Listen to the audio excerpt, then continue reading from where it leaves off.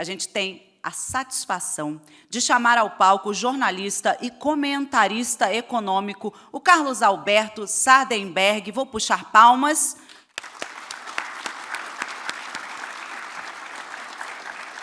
Sardenberg, enquanto você vem vindo, eu vou tomar a liberdade de contar um pouco sobre você. O Sardenberg foi escolhido, em 2019, como o mais admirado jornalista de economia do nosso país, por votação no meio de comunicação, um prêmio concedido pelos portais Jornalistas e Companhia e o portal Max Express. Já havia sido o segundo colocado em votações anteriores e vem frequentando a lista dos 10 jornalistas mais admirados do país. Espera aí que tem coisa, tá? Sardenberg é também um dos principais vencedores do nosso prêmio Comunique-se. Nós, jornalistas, sabemos a importância desse prêmio no nosso Brasil. Ele tem simplesmente 10 troféus. Mantém o site sardenberg.com.br com informações e comentários econômicos. Na TV, ele foi apresentador do Jornal da Globo, o Jornal das 10 da Globo News, do Telejornal da Gazeta Mercantil e do Roda Viva, do programa de entrevistas da TV Cultura, que todos nós conhecemos e amamos. É palestrante na área de política e política econômica, conjuntura, cenário nacional e internacional, perspectivas políticas e econômicas. E, olha, eu teria muito mais para falar de você, Sardenberg, mas temos tempo de palestra, então a palavra é sua. Muito obrigada e palmas mais uma vez.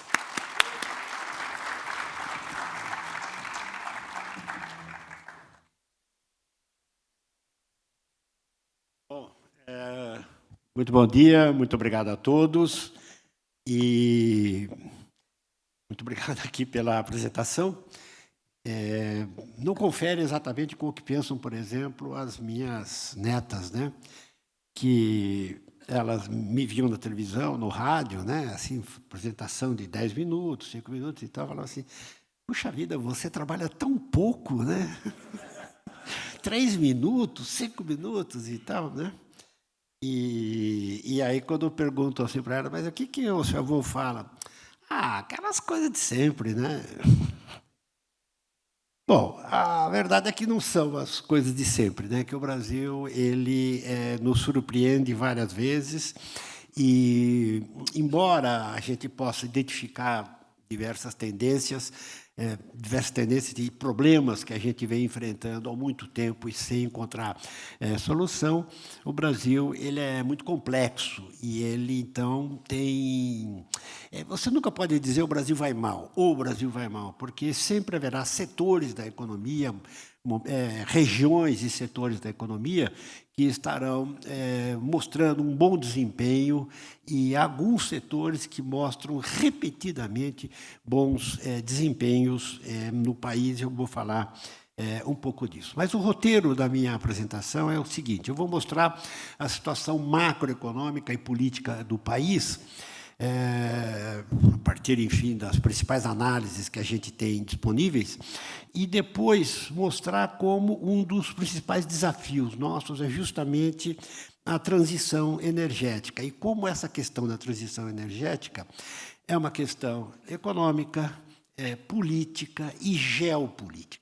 Há uma grande disputa de tecnologias, né? A transição já está em andamento, e essa transição há uma disputa de tecnologias, há uma disputa de atores, uma disputa em torno de subsídios e projetos do governo, e uma disputa em torno de fornecedores, isso envolvendo países, regiões e países.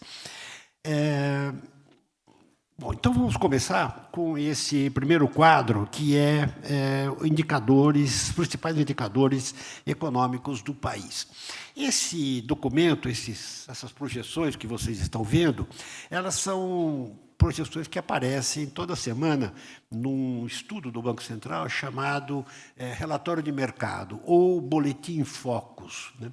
E que é o seguinte, o Brasil vive hoje, o regime de política monetária no Brasil é o regime de metas de inflação, que é um regime aplicado no mundo inteiro. Nos países relevantes, nos países importantes, se utiliza o sistema de metas de inflação, que consiste basicamente, resumidamente, no seguinte: alguma instância de governo, no caso do Brasil, o Conselho Monetário Nacional, no caso dos Estados Unidos, Comitê de Política Econômica e tal, fixa as metas de inflação. E metas de inflação são fixadas sempre 3 anos, para 3 anos à frente. O Banco Central ele é encarregado de cumprir essa meta de inflação. E, ao longo dos anos, se descobriu que a melhor forma de fazer isso é manipulando a taxa de juros de curto prazo. Então, o regime funciona assim: se a tendência da inflação é de alta, o Banco Central sobe a taxa básica de juros. Se a tendência da inflação é para baixo, o Banco Central reduz a taxa de juros. Se nós chegamos a um ponto de equilíbrio, taxa de juros tanta, com inflação na meta, a coisa está resolvida e assim fica parada, estacionada a taxa de juros. Bom, então esse é a base simplificadamente, a base do movimento. Agora, vocês sabem que toda a economia, quando a gente fala em agentes econômicos, as pessoas, em geral, pensam nos operadores do mercado financeiro ali diante do computador fazendo operações. Mas, na verdade, no conceito de agentes econômicos, é o seguinte: é todo mundo que toma uma decisão econômica.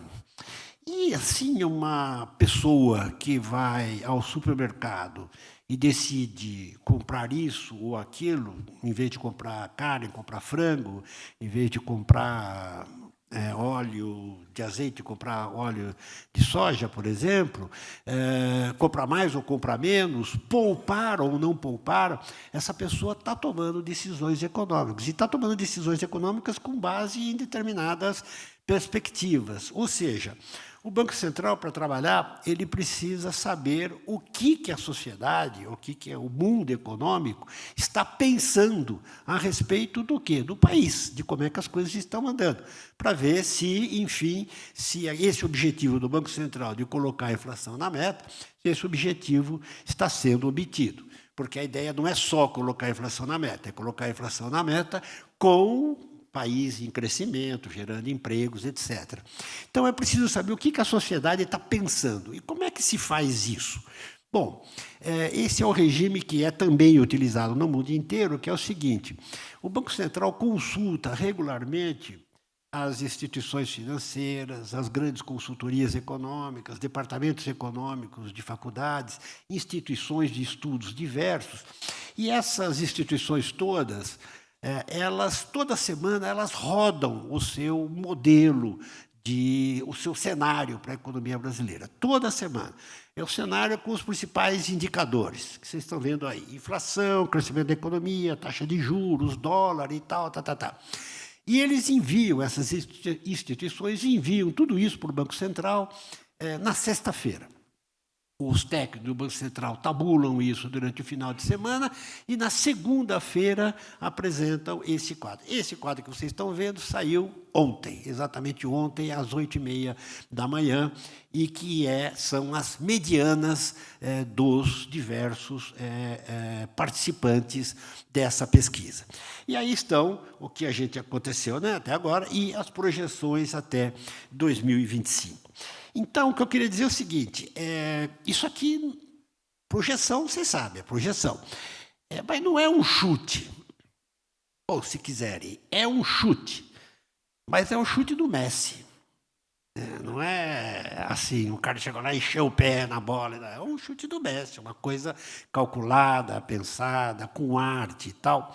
Então, resulta disso aí. Isso aí é o que o pessoal está pensando. Bem, e o que nós temos aí? Vamos começar pelos 2 blocos de cima, em que nós temos o IPCA, que é a inflação. O IPCA é o Índice Oficial de Inflação no Brasil, medido pelo IBGE, e vocês veem ali que eu começo em 2020, que é o ano da pandemia, e com a taxa de juros, Selic, a taxa básica de juros, fixada pelo Banco Central, está em 2% ao ano, isso em 2020. O que aconteceu? A economia parou. A economia parou em 2020 e todo mundo ficou em casa, as empresas pararam de funcionar e aí, simplesmente, se ninguém investe, ninguém compra, não tem inflação. E se não tem, o que o Banco Central tem que fazer nesses momentos é estimular a economia o máximo possível. O que faz o Banco Central? Ele põe a taxa de juros no nível mais baixo possível, né? Vocês veem que a taxa de juros está em 2, com uma inflação de 4, então a gente estava com uma taxa de juros negativa, né? Com o objetivo o quê? De estimular o que pudesse ter de consumo e de investimentos. 2021, vocês notam, a inflação passou de 2 dígitos, foi para cima de 10, chegou a um determinados momentos, inflação anualizada em 12%. E, reparem, a taxa de juros subiu. Esse movimento que vocês veem aí para 2021, ele ocorreu no mundo inteiro, porque 2021 começou uma inflação no mundo inteiro por causa de 2 circunstâncias específicas, 2 causas principais desse surto inflacionário que ocorreu no Brasil e no mundo inteiro. O primeiro foi a desorganização da economia na saída da pandemia. A pandemia parou tudo, certo? Parou tudo e parou abruptamente. A um determinado dia foi declarado uma pandemia mundial e as coisas simplesmente, as fábricas pararam, etc. O que isso significa? Significa que o navio estava no porto, parou no porto. O contêiner estava ali na fábrica, parou na fábrica.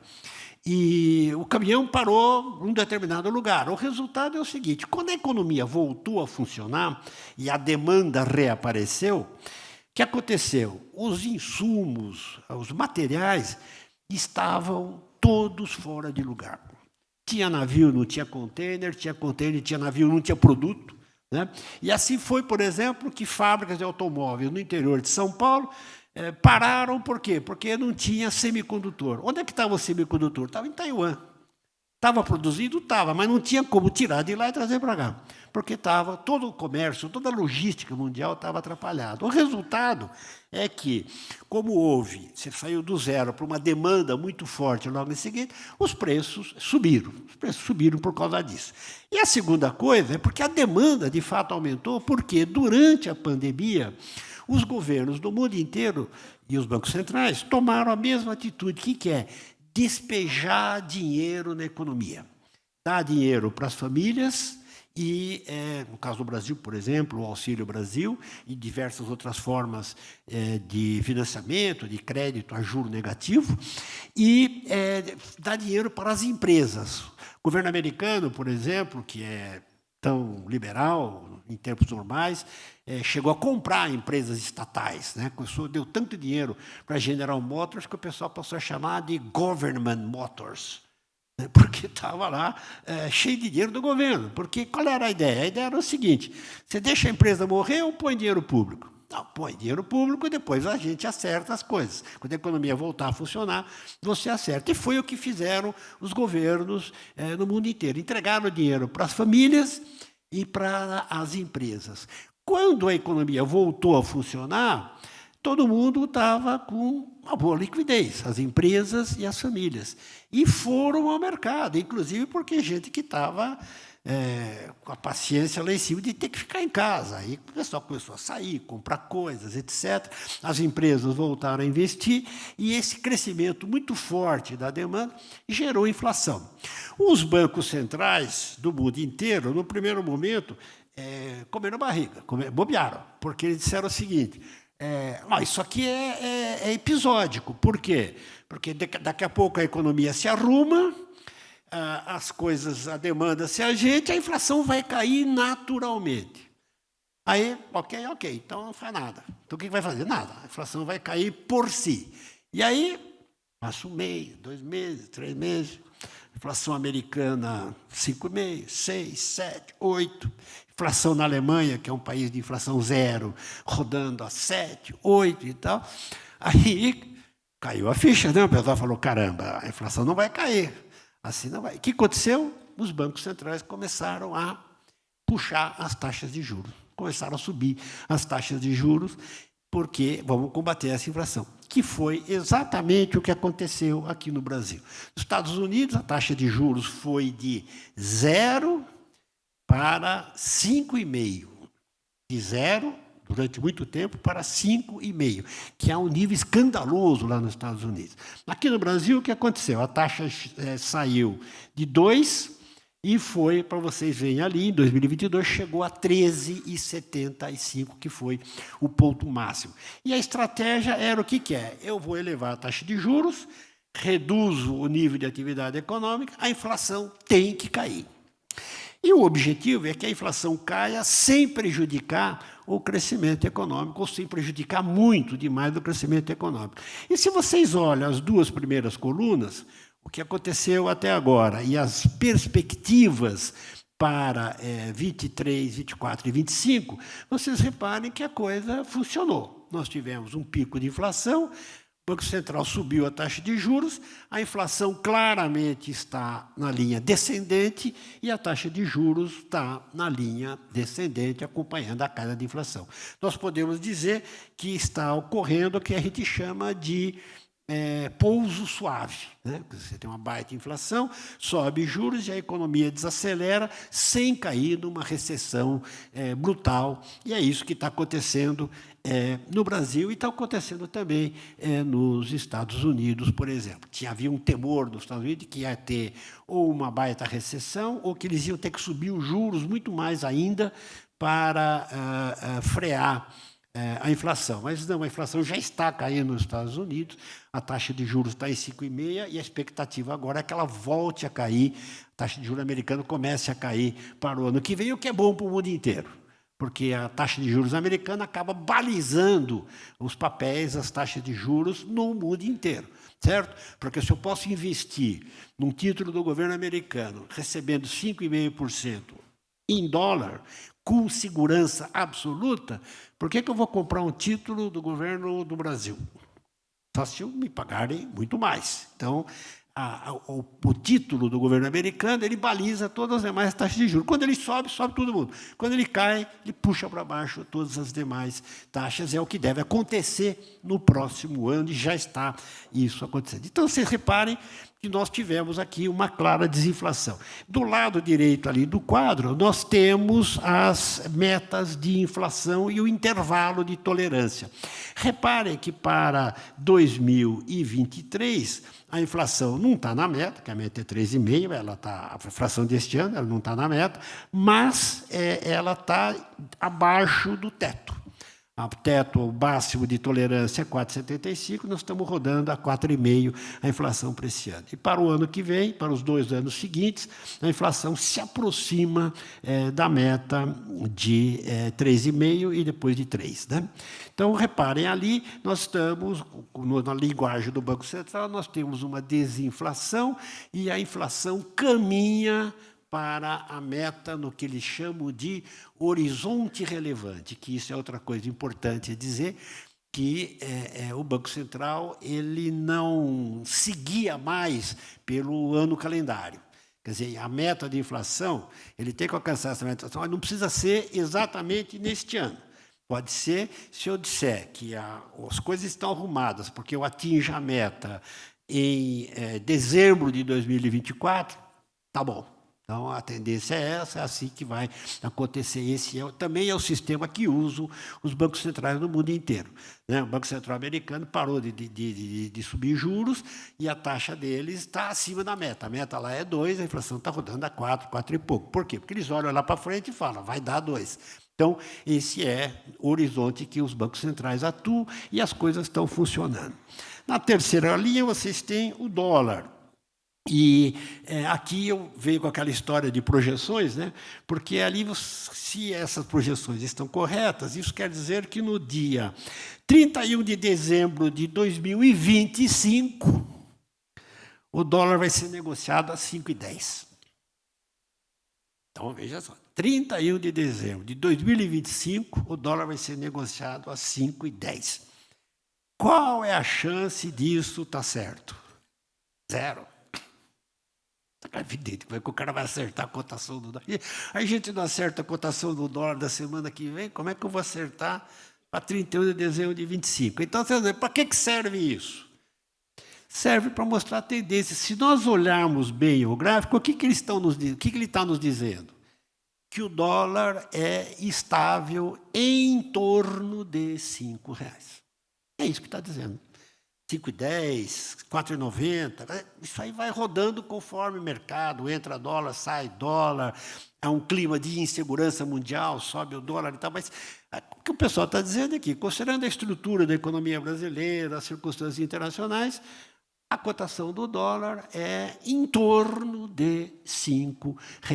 E ali na colina de baixo, na última linha, nós temos o PIB, que é o crescimento da economia. Vocês verificam ali que em 2020 a economia parou, teve aquela baita recessão, depois se inicia um processo de recuperação que vem até este ano, crescimentos ali e tal. E agora, a partir desse segundo semestre, nós entramos num processo de desaceleração da economia.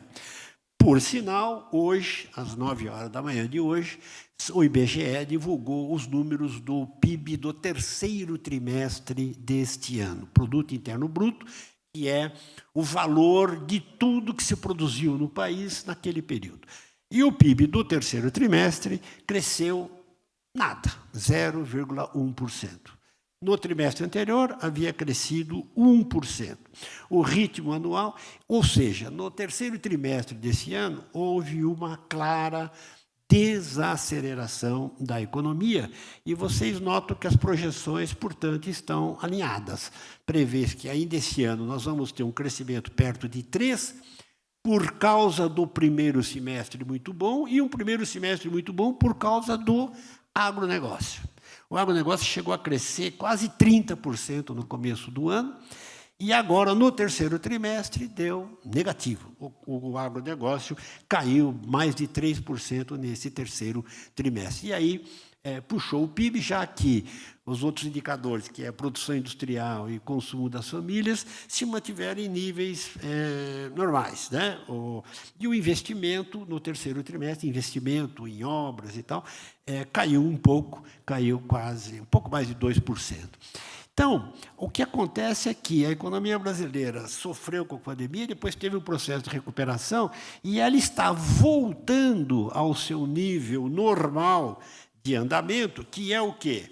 É um crescimento em torno de 1,5%, é o que o Brasil tem conseguido fazer ao longo de anos. 2 um ano, 1,5%, 1 e tal, é o que o Brasil tem conseguido, e que não é bom, é pouco para um país, para uma economia como a brasileira. Mas isso se deve a causas estruturais, não tem mais a ver com a conjuntura. São causas estruturais que fazem com que a economia brasileira tenha um baixo crescimento. Entre parênteses, uma das causas desse baixo crescimento é o nível baixo da educação, a escolaridade e a educação ruim da maioria da população brasileira. Hoje saíram os resultados do PISA, que é um teste internacional aplicado pela OCDE, que é a Organização de Cooperação e Desenvolvimento Econômico, e é um teste feito com alunos do ensino médio, e são 3 provas, que é língua, matemática e ciências. Língua, que é ler um texto, entender um texto, matemática e ciências. E o Brasil está entre os 20 piores, os alunos brasileiros. São coisa de 15 mil alunos brasileiros, de escolas públicas e privadas. Na média, o Brasil está entre os 20 e 25 piores alunos, pior desempenho escolar.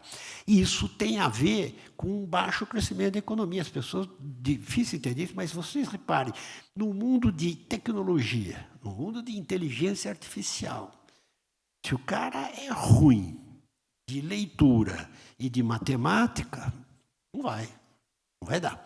Então, esse é um dos grandes problemas estruturais da economia brasileira, ter uma educação pública de qualidade. As privadas acabam até sendo boas, mas tem que ter uma educação pública de qualidade para atingir a massa da população. Essa é uma agenda permanente do Brasil, e uma agenda que continua mal endereçada. Ela é bem endereçada em alguns estados, e aqui eu volto àquela minha tese, quer dizer, o Brasil, se vocês olharem os sistemas educacionais em alguns estados, em algumas cidades, ele é bom. Por exemplo, os alunos do Ceará vão muito bem nos testes nacionais. Por quê? Porque se implantou ao longo dos anos, em administrações anteriores, se implantou um sistema educacional bom, de qualidade. Em algumas escolas de Pernambuco, em algumas escolas do interior de São Paulo, há ensino de qualidade, ou seja, é possível fazer. Mas, na média, as escolas continuam funcionando mal. Passando agora para este quadro, vocês reparem que a inflação, depois de ter assim esses altos e baixos que foram consequência de ações governamentais. O que é?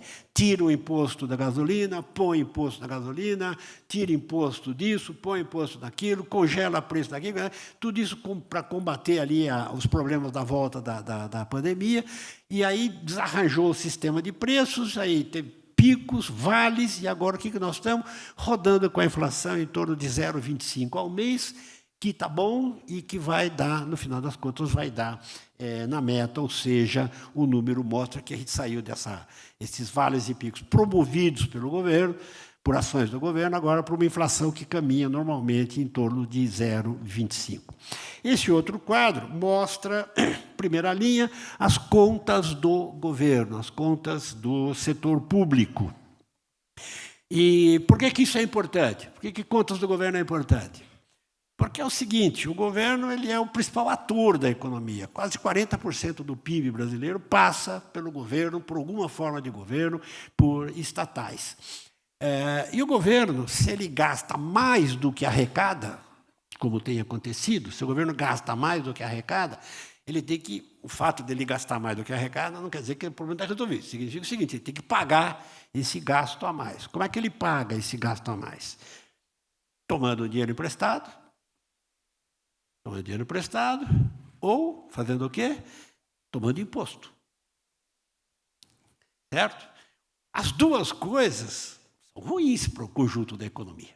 Certo? Quer dizer, quando o governo vai tomar mercado ou tomar dinheiro emprestado, ele provoca um aumento na taxa de juros. Por quê? Porque ele é o grande tomador. Ele é o principal tomador de crédito. Então, o juro pago pelo governo acaba balizando as demais taxas. Então, o governo vai ao mercado tomar dinheiro emprestado, o que acontece? Ele puxa as taxas de juros e ele aumenta os impostos, que é justamente o que está fazendo o atual governo, cuja ideologia, cuja linha principal é a economia se move através do gasto público. E promove. Então, a primeira coisa que faz o governo é definir o gasto e depois vai atrás da receita. É o que o governo está fazendo. Os gastos para 2024 estão já contratados, como a gente diz. Pessoal, custeio, investimento, PAC. Aí, aí o governo tem que ir atrás para buscar receita. E não é pouca coisa. O governo quer arranjar, ano que vem, 160 bilhões de dinheiro novo, de arrecadação nova. Por isso que está inventando taxa isso, taxa aquilo, taxa não sei o quê e tal. Entende? O governo disse que não, eu estou fazendo com que os ricos paguem mais, porque os ricos não estão pagando. Bom, não é bem assim, porque estão aumentando, por exemplo, impostos sobre o ICMS. Está aumentando o ICMS. Os governos estaduais disseram que vão aumentar o ICMS. ICMS vai sobre tudo, vai sobre comida, serviços e tal, né? Então, não é só imposto para rico que está aumentando. Mas vamos supor que fosse só um imposto para rico, que está aumentando. Não era natural que fizesse, então vamos cobrar mais dos ricos e menos dos pobres. Então, você reduz o imposto para classes do setor mais pobre. Está acontecendo isso? Nada. Quer ver um exemplo? Lembra aquela história, você está ainda vigente, aquela história das compras no site aí, nos sites chineses, você compra até $50, não paga imposto, não pagava imposto nenhum. Já botaram o imposto de ICMS, que é 17%, e ano que vem o governo vai botar imposto de importação. Então, aquelas compras de até $50 que eram isentas, vão ter um imposto pesado, que é 17% de imposto do ICMS, mais uns 25% tanto de imposto de importação. Aí o que eles dizem? Bom, mas é injusto com o varejo nacional, porque você vai nas lojas do varejo nacional, a carga tributária é bárbara. Tem um estudo deles que diz que a carga tributária chega a 100%, ou seja, você paga R$100 numa blusa, numa camiseta, 50 é para o governo. Aí o pessoal diz, bom, aí vem o chinês, o produto chinês lá de fora não paga imposto nenhum. É injusto, claro que é. Certo? Então, o que eles fazem? Toca imposto no outro. Por que não reduz daqui? Né? Quer dizer, você tem dois jeitos de estabelecer, digamos, a igualdade de condições. Você taca imposto no outro ou tira daqui. O que eles estão fazendo? Tacando imposto no outro. Por quê? Porque estão precisando arrecadar para fechar as contas. E, mesmo assim, a expectativa é que as contas não fecharão. Embora, está vendo ali, ó, com o negócio do arcabouço fiscal, você vai ter a previsão, o governo diz que em 2024 a previsão é déficit zero, ninguém acredita, vocês reparem ali na previsão para as contas públicas. Do ano que vem é um déficit de 0,80%. Que é muito dinheiro. O PIB brasileiro está rodando em torno de 10 trilhões de reais, um pouco mais. Então, cada 1% do PIB é 100 bilhões de reais. Então, nós estamos falando de um déficit de 80 bilhões de reais, mesmo com um brutal aumento da carga tributária, e mesmo vocês veem ali na linha seguinte, dívida líquida do setor público, mesmo aumentando a dívida. Quer dizer, o que o governo está fazendo? Ele está tomando mais dinheiro emprestado e está tomando dinheiro emprestado e tomando imposto. E assim mesmo dá um déficit. Esse, segundo os economistas, é o que a gente chama de risco fiscal. É o maior problema do Brasil hoje. É o risco de descontrole das contas públicas, porque dá carga tributária, dá juro alto e dá inflação no final das contas. Qual é a expectativa? Como é que o pessoal acha que vai caindo esse déficit, né, que cai de 1,10 para 0? Por que o pessoal acha? Porque o pessoal acha que chega uma hora da verdade. A hora da verdade, o que é? Chega um determinado momento, o governo tem que fazer, pelas regras vigentes, análises periódicas das suas contas. Tem que dar, cada 3 meses, tem que fazer um relatório das contas. Está assim, está assim. Então, a gente sabe onde é que está o buraco, né? O que eles estão fazendo? Primeiro, estão tentando disfarçar gastos, né, que é uma mania de todos os governos, né, que vamos gastar 10 bilhões com ensino secundário. Mas não tem dinheiro para isso. Não, tira do teto. Quer dizer, tira do teto que é o seguinte, não vai na conta, mas gasta 10 bilhões e tem que arranjar aquele dinheiro, ou com imposto ou com dívida. Né? Então, você fala, não, as contas estão no azul, exceto que eu não coloquei isso. Se você colocar tudo, dá no vermelho. Certo? É a mesma coisa que você pegar na sua empresa, no seu orçamento pessoal, você falar, bom, eu vou para a Disney. Bom, mas eu não tenho dinheiro para isso. Não, mas tira do orçamento. Tira do orçamento. Eu gasto, depois a gente vê, tira do orçamento. Mais ou menos assim que eles estão fazendo. O resultado é que chega uma hora, qual que vai acontecer? Vai chegar uma hora no ano que vem, a expectativa, o governo vai mostrar as contas, vai dizer, olha, o déficit está crescendo. E aí entram em vigor algumas regras que dizem o seguinte, se o déficit cresce mais do que o previsto, no período seguinte você tem que gastar menos do que o previsto. Então, a expectativa é que, em março, abril do ano que vem, esse governo vai chegar na hora da verdade, que as contas vão estar estouradas. Pela regra, ele deveria começar a fazer economia. A questão é, vai fazer ou não vai fazer? O que o mercado está achando? Que vai ser meio a meio. Vou fazer um pouco de economia, mas não tanto necessário. Por isso que se tem uma expectativa de um déficit e de um aumento da dívida. As duas linhas de baixo são a situação melhor da economia brasileira, que são contas externas. Estão francamente positivas. Repara ali, IDP é investimento direto no país. É investimento estrangeiro que vem não para o mercado financeiro, que é um dinheiro volátil, né? Entra e sai da Bolsa de um dia para o outro. Esse IDP, investimento direto, é investimento em máquinas, equipamentos, fábricas, lojas, etc. Enfim, dinheiro que vem para ficar no país. E o fluxo é positivo, sobretudo de empresas que estão aqui instaladas, mas que têm as suas sedes no exterior e que recebem financiamento, recebem dinheiro das suas matrizes. Mas há muito investimento externo em diversos setores da economia brasileira, por exemplo, o agronegócio, que é um sucesso espetacular e que explica a linha de baixo, que é o saldo do comércio externo, que devemos basicamente ao agronegócio e, como diria o Dorico Paraguaçu, segundamente ao minério, aos minérios, né? Mas a exportação do agronegócio é dominante e é a que faz a balança comercial brasileira.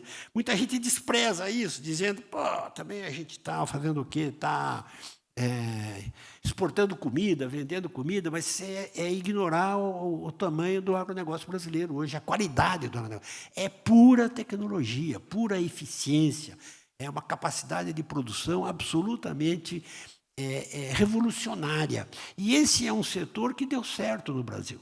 Ele sai lá de trás e vem melhorando, se aperfeiçoando, introduzindo tecnologias, introduzindo genética, melhoramento do solo, etc. Gente, até vinho bom a gente está conseguindo fazer.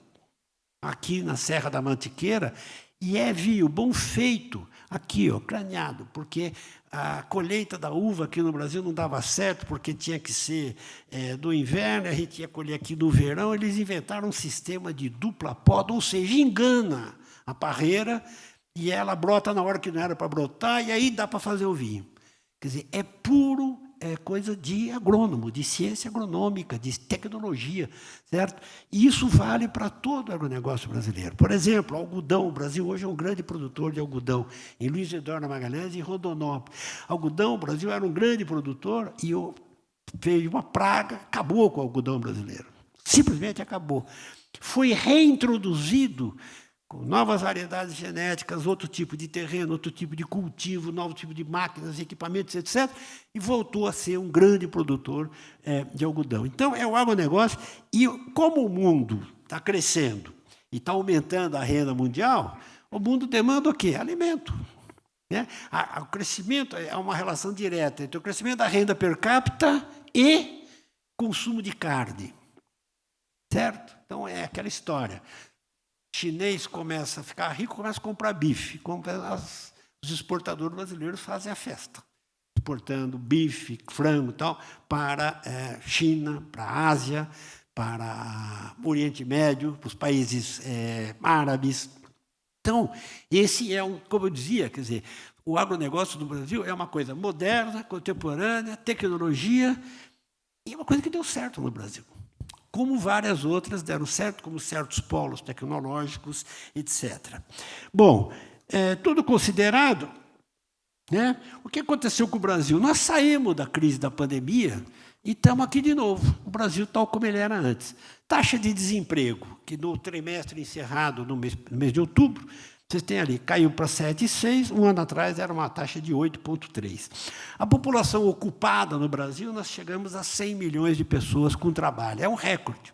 É um recorde, e nós estávamos aqui em outubro de 22 com 99 milhões, e na pandemia chegou a 90 milhões, 89 milhões de pessoas trabalhando.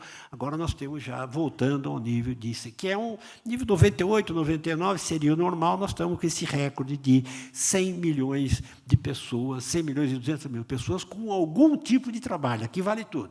Trabalho formal, informal, setor público, setor privado, etc. Mas é um resultado expressivo. O rendimento médio subiu, quer dizer, voltou, quer dizer, superou os níveis pré-pandemia. Também a massa real de rendimentos. Massa real de rendimento é o total de rendimentos pagos pelas empresas. Né? Repara, quase 300 bilhões também subiu, e o número de desocupados caiu para 8 milhões e 200 mil, que é mais ou menos o que vai acontecer. Ou seja, passou a pandemia, passou a crise pós-pandemia, inflação e tal, e o Brasil voltou à normalidade, certo? Voltou à normalidade, e até com resultado. Por exemplo, o PIB divulgado hoje, quando a gente soma o total da produção brasileira neste último trimestre, está 7% acima de 2020, ou de fevereiro de 2020, do regime pré-pandemia. Então, passamos a pandemia, passamos o pós-pandemia e o país se reequilibrou. É isso que nós estamos vendo aqui no Brasil. E agora? Né? E agora? Porque agora o que nós temos os desafios que o Brasil tem. O que é?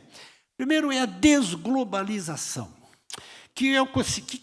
nós passamos no início dos anos 2000 no processo de globalização, que é a integração dos países nas diversas cadeias produtivas.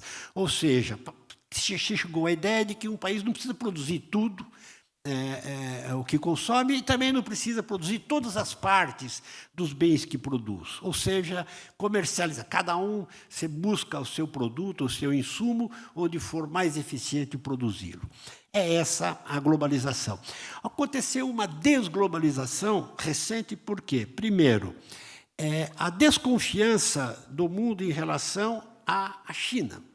A China teve um crescimento extraordinário, tornou-se a segunda potência econômica, grande produtora de uma série de bens de tecnologia contemporâneos, e começou a assumir uma posição de potência, e, como posição de potência, começou a impor restrições a outros negócios, começou a atropelar os mercados internacionais. Por exemplo, a China hoje é o principal freguês da América Latina, tendo deslocado os Estados Unidos. E o problema é que a China, sendo uma ditadura, ela é governada na economia não exatamente pelas questões econômicas, mas também pelas questões políticas, né? Ou seja, eles emprestam dinheiro, aplicam dinheiro num país que querem apoiar. E depois, se brigam com aquele país, cobram, né? Por exemplo, emprestaram dinheiro para países africanos. Os países africanos saíram da órbita geopolítica chinesa, a China está cobrando os empréstimos com juro e com tal, não sei o quê, né? Então, o que aconteceu? Houve uma desconfiança em relação à China, e depois uma desconfiança enorme em relação à Rússia. A Rússia estava sendo integrada na economia mundial, e muito especialmente na economia europeia, na base da confiança. Então, parte importantíssima da energia usada pela Europa, sobretudo o gás, vinha tudo da Rússia. Gasodutos construídos e tal, e num processo de integração extraordinário. O gasoduto que trazia gás da Rússia para a Alemanha era uma empresa alemã que fez o gasoduto, que controlava o gasoduto. Ou seja, comprava o gás lá na Rússia e vendia aqui na Alemanha, passando pelos seus próprios gasodutos. Quer dizer, uma empresa globalizada, que era uma empresa metade alemã, metade europeia, metade russa, né? E aí, simplesmente, a Rússia invade a Ucrânia e começa a suspender o fornecimento de gás para os países que apoiavam a Ucrânia. Ou seja, jogou a Europa numa baita crise, aumento de preço e tal, não sei o quê. O que aconteceu? A Europa passou a procurar outras fontes de energia, outras fontes de financiamento, que é isso que está acontecendo hoje no mundo, que é a busca de outras fontes de energia, o que nos leva à segunda questão, que é a transição energética, que está em pleno andamento e está num cipoal de contradições e de disputas. Primeiro, disputas tecnológicas. Há vários tipos de modalidades de energia que estão sendo desenvolvidas, pesquisadas, aplicadas, vendidas, financiadas, etc. E, além disso, além de haver essa disputa entre tecnologias que estão sendo aplicadas e as velhas tecnologias, nós temos a disputa entre o petróleo e todo outro tipo de energia sustentável. Ninguém quer abrir mão do petróleo. Ninguém, que eu falo, os países produtores de petróleo. E como os países produtores de petróleo continuam tendo mercado, por que eles vão parar? Quer dizer, no caso, nós chegamos assim a contradições máximas, que é a COP28, para tratar de descarbonização, é feita nos Emirados Árabes, que vivem de petróleo. Produzem 3,2 milhões barris por dia e vivem disso, vivem da exportação de petróleo. O presidente da COP, que é um sheik da União, chegou a dizer o seguinte, que ele não acredita na ideia de que a descarbonização depende essencialmente do fim do uso do petróleo. Ele falou que não vê relação entre o fim do uso do petróleo e a descarbonização. Quer dizer, depois teve que corrigir a declaração, dizendo, não, desculpa, não é bem isso e tal, né? Mas, enfim, há essa disputa, inclusive aqui no Brasil. Aqui no Brasil, nós temos no governo brasileiro uma disputa entre operar ou não operar o petróleo da margem equatorial.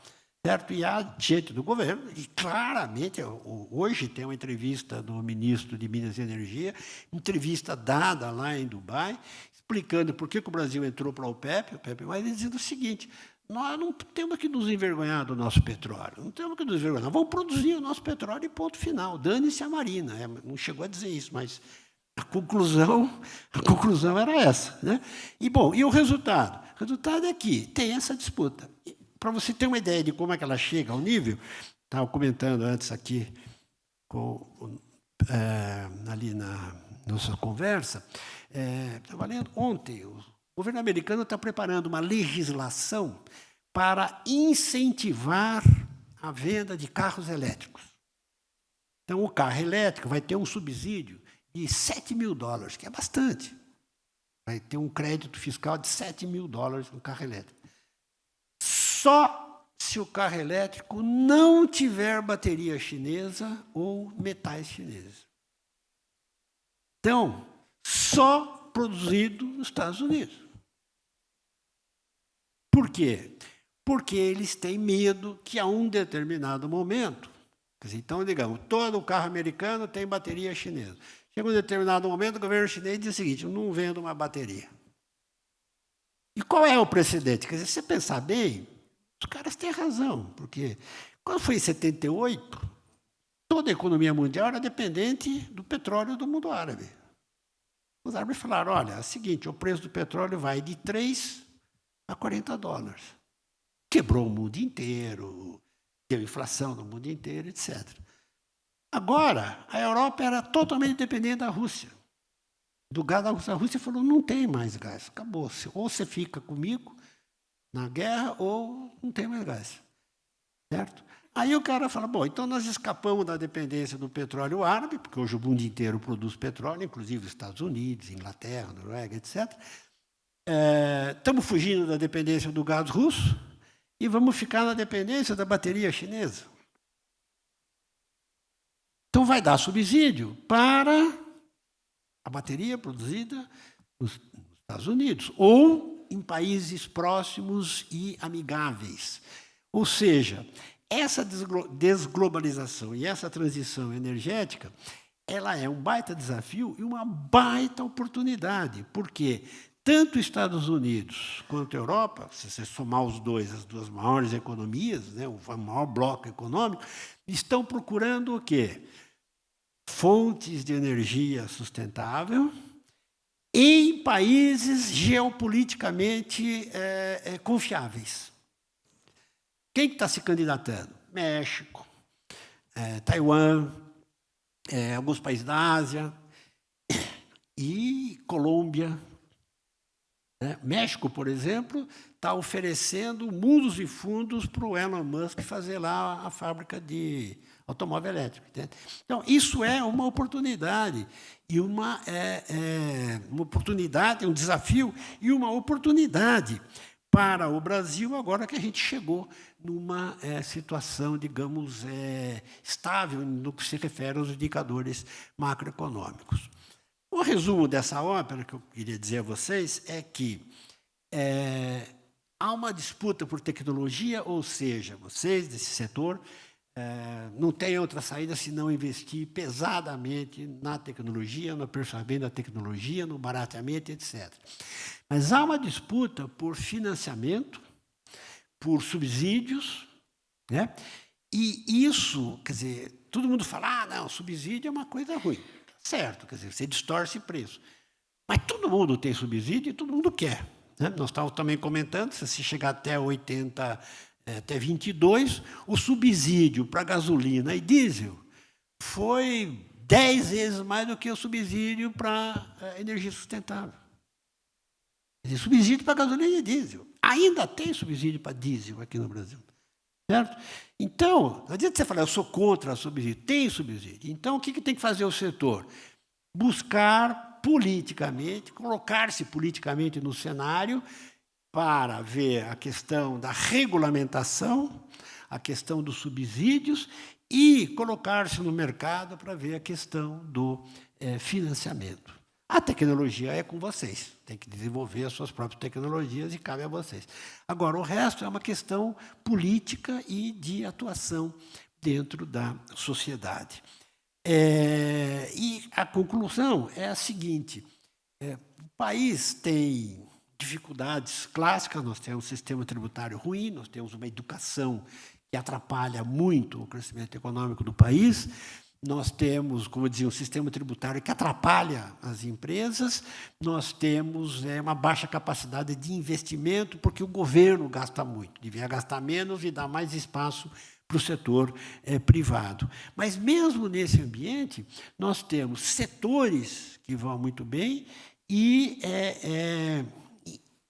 empresas, atividades que vão bem, independente do cenário geral. Por exemplo, o polo, exemplo de parceria Estado-setor privado que funcionou, o polo tecnológico de Recife.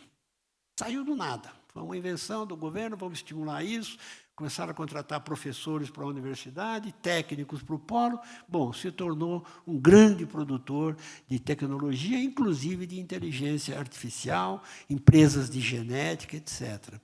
Ou seja, há oportunidades, há como fazer, e há setores que têm uma imensa oportunidade pela frente, que é justamente o setor de vocês. O mundo está em busca de energia sustentável. Não é o Brasil, é o mundo que está em busca de energia sustentável. Há vários candidatos a isso, certo? E a impressão que a gente tem é que vai acabar tendo lugar para todo mundo, porque a demanda por energia é monumental. Mas é evidente que terá vantagem quem conseguir melhor tecnologia, preço melhor, mais financiamento e conseguir lutar por uma regulamentação mais amigável. Essa é a minha conclusão. E queria dizer que agradeço muito o convite, que setores de tecnologia, de nova tecnologia, realmente me entusiasmam, né? É importante notar que o Brasil se atrasou em diversas áreas da economia, como a indústria, por exemplo, e como é que ele pode dar um salto, pular etapas? É com a tecnologia. Introduzir novas tecnologias, você sai de uma indústria velha para uma nova. Você sai de uma produção de energia velha para uma nova, por quê? Com a tecnologia, você pula etapas que ficaram para trás. Então, é esse o ponto. Aproveitar esse momento de transição energética no mundo todo, que tem serviço, tem coisa para vender, tem produto para entregar. Muito obrigado e até uma próxima.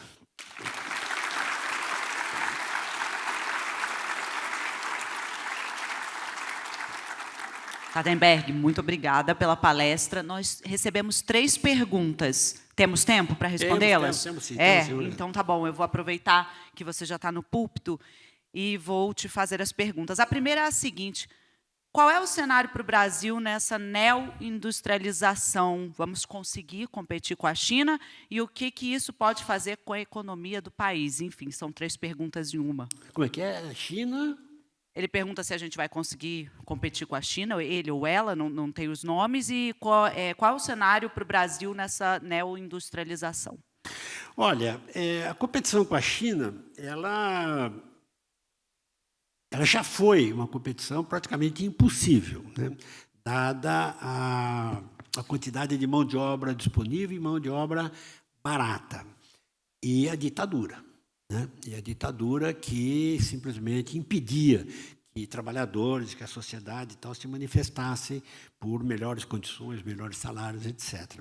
Mas, como acontece em toda economia que se desenvolve, os salários começam a subir. Então, a mão de obra já não é tão barata e nem tão disponível. Né? E a própria economia vai melhorando, vai ganhando qualidade, né? Você produz... porcarias, né, o xing-ling, e, de repente, você está produzindo bateria para produto para automóveis elétricos, né? E você não produz bateria para automóvel elétrico com mão de obra desqualificada, certo? Então, a situação mudou. Tanto que o produto que exige mão de obra menos qualificada, eles já estão empurrando para o Vietnã, para o Camboja, para países ali perto, né? Então, a questão não é competir com a China, a questão é a gente descobrir no que o Brasil pode ser bom, no que a gente pode ser bom, no que a gente pode ser eficiente, considerando as nossas circunstâncias. Por exemplo, nós temos metais que são importantes para a energia, para os produtos elétricos, certo? Nós temos isso, temos que saber como produzir, como entregar, etc. Então, ver o que o Brasil é competitivo. Por exemplo, no agronegócio, né? Não tem para ninguém. O produto brasileiro ele é mais eficiente, melhor do que praticamente no mundo inteiro, certo? Nós temos que descobrir as nossas possibilidades, entende? Eu acho, por exemplo, que energia solar é uma evidente possibilidade do país e da economia brasileira. A busca de neoindustrialização com nova tecnologia, isso está em andamento ainda, não está resolvido que vai dar certo nem que vai dar errado, mas está em andamento e a gente vê muitos polos da economia brasileira já avançando. Ou seja, eu diria que nós estamos ainda naquele momento em que o mundo novo está aparecendo e, frequentemente, o governo e nós agimos com pensamentos do passado, com ideias do passado. Por exemplo, confiar demais no dinheiro do petróleo, né? Sobre esse assunto de novas tecnologias, o Lula falou outro dia que ele vai entrar na OPEP para explicar para os caras que o petróleo vai acabar. O uso do petróleo vai acabar. Como se os caras lá não soubessem, né? São pessoas, os dirigentes do mundo árabe, são pessoas extremamente qualificadas, treinadas nas melhores universidades da Europa e dos Estados Unidos. Eles sabem que o petróleo vai acabar há muitos anos, desde a criação da OPEP. E eles sabem que o petróleo vai acabar não por decisão política, mas por um evento tecnológico. Sequência de eventos tecnológicos que substituam o petróleo. Sabe como é que se expressa, como é que essa ideia foi lançada pela primeira vez? Pelo fundador da OPEP, o Sheikh Yamani, foi um gênio das finanças do comércio mundial. Né? Ele falou para os caras, estamos ganhando muito dinheiro com o petróleo, mas vamos usar esse dinheiro bem para criar uma economia não petróleo. Aí ele diz, por quê? Porque a idade da pedra lascada não acabou por falta de pedra. Quer dizer, não é que a gente vai esperar gastar todo o petróleo para ele ser substituído, não vai acontecer isso. Vai acontecer o quê? Algo que, de certo modo, já está acontecendo, isto é, uma mudança tecnológica. É essa mudança tecnológica que vai fazer com que a gente abandone a pedra lascada para alguma coisa nova. Isso está acontecendo agora. Estão surgindo alternativas nesse exato momento no mundo todo, e o mundo está buscando isso. Perfeito. Vamos para a próxima. A taxação de produtos importados é a solução ou promove uma não modernização do processo produtivo nacional? Obrigada pela pergunta. É ruim. A taxação de importação é ruim. Ela, embora você possa dizer que em determinados momentos, por exemplo, na indústria nascente, uma indústria nascente nova, você faz sentido você protegê-la, né?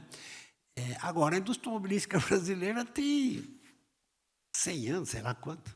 Não é mais uma indústria nascente, já deveria estar caminhando com as próprias pernas, certo? Então, não precisaria mais dessas vantagens e dessas proteções. Então, a proteção, no geral, você pode ver o caso da indústria automobilística brasileira. Entende? Ela produz carros de segunda qualidade. Nós não estamos no elétrico, nem os modelos mais sofisticados com tecnologia vêm de fora. Quer dizer, é uma indústria que Não foi, embora seja altamente protegida, certo? Então, esse o ponto. Talvez numa indústria nascente você possa taxar o importada para facilitar a vida dessa indústria nascente. Nesse caso, cabe. Mas tem que ser uma coisa provisória e com metas. Entende? Eu vou dizer, olha, eu vou proteger esse setor, mas eu quero que esse setor me dê o seguinte resultado. Certo?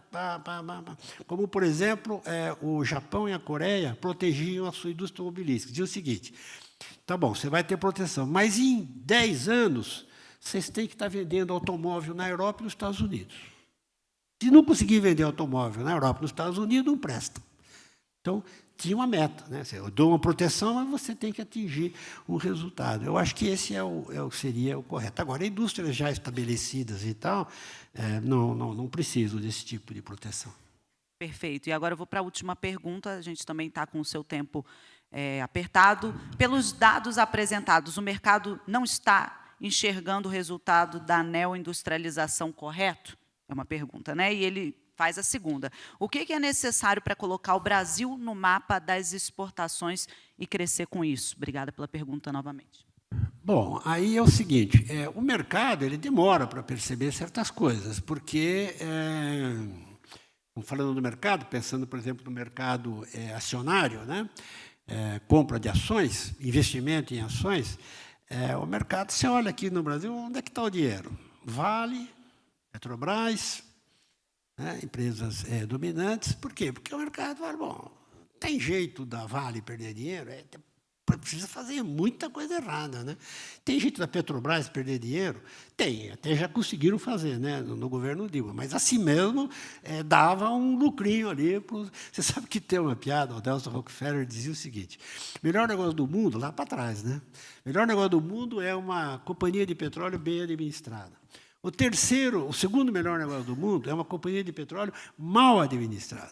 E o engraçadinho aqui acrescentou. E o terceiro é a Petrobras. Né? Que era aquela época que é uma época que está acabando, né? Que é época que é impossível perder dinheiro com o petróleo. Certo? Mesmo que você faça uma porção de coisas erradas. Agora, o mercado ele vai no certo, vai nas empresas que já estão aí estabelecidas, constituídas, que dão garantia de investimentos.